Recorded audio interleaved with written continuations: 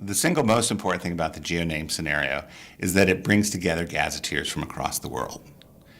Users can access the information from one point of entry as opposed to having to go to every single gazetteer.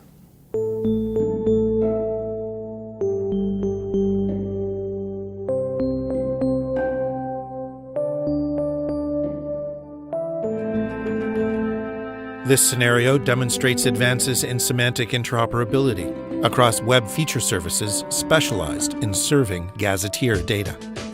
Our situation begins with the plane crash on the border of Mexico and the US. The Search and Rescue Command Center planner needs to find information about the place where the crash occurred, nearby mountains for the establishment of a communications tower, ranches for setting up a local incident center, and the nearest airport. In OWS-9, a prototype semantically rich single point of entry gazetteer provided the needed functionality.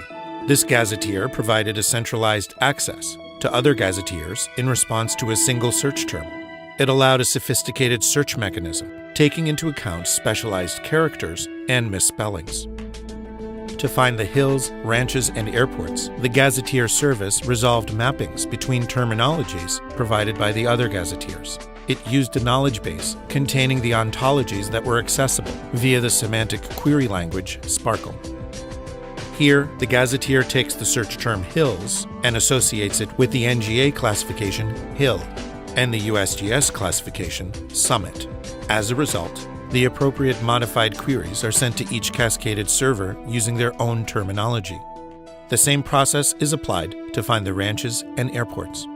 A map is created with all of the required search data, and the rescue teams can proceed. The plane is recovered and lives are saved.